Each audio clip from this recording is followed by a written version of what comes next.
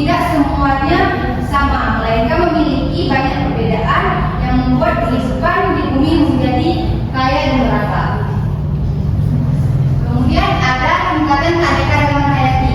Nah, keanekaragaman hayati adalah variasi atau keberagaman manusia yang hidup dan terdapat di bumi, meliputi perbedaan pada tingkat gen, spesies, dan ekosistem.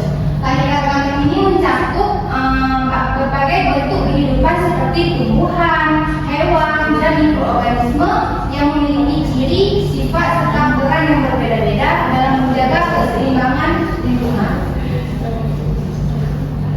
Kemudian yang pertama itu ada keanekaragaman gen.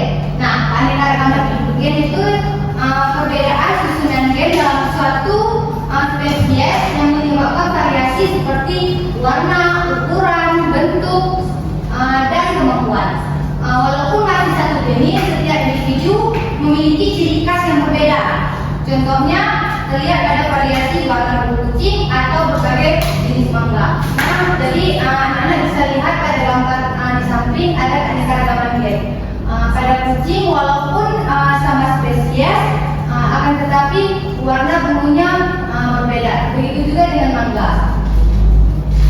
Kemudian ada keanekaragaman spesies. Nah, keanekaragaman spesies itu perbedaan antara jenis makhluk hidup yang memiliki ciri dan karakteristik yang berbeda, seperti kucing, anjing, harimau. Kemudian kalau pada tumbuhan ada padi, jagung, dan kedelai. Kemudian ada keanekaragaman ekosistem. Nah, keanekaragaman ekosistem itu yaitu variasi atau perbedaan jenis lingkungan tempat hidup makhluk hidup yang dipengaruhi oleh faktor seperti iklim, tanah, air, dan organisme yang ada di dalamnya. Seperti bisa kalian lihat di gambar di samping ada hutan tropis, laut, rawa, dan savana. Kemudian ada manfaat keanekaragaman hayati. Pasti kalian tahu di lingkungan sekitar kita banyak sekali manfaat keanekaragaman hayati. Contohnya yang pertama, bahan makanan. Pasti Indonesia tidak kekurangan bahan makanan. Kemudian obat-obatan bisa kita ambil melalui lingkungan kita sekitar, yaitu obat tradisional. Kemudian ekosistem seimbang. Kemudian ada wisata alam. Nah, ancaman keanekaragaman hayati.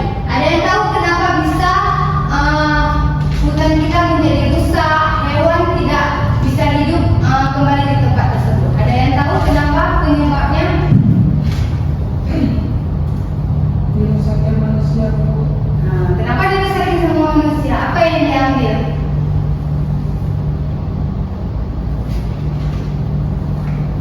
Ada yang tahu? Kayu. Ya, perkembangan kayu dapat menyebabkan hutan itu menjadi rusak. Jadi tempat habitat hewan tersebut akan terganggu, maka akan terjadinya kerusakan hutan, pencemaran lingkungan, perubahan liar, dan perubahan iklim. Buang sampah sembarangan juga mengakibatkan ancaman keanekaragaman. Nah, selanjutnya kita akan menonton video untuk selesai ini Ibu akan mengasihkan tugas kepada kalian.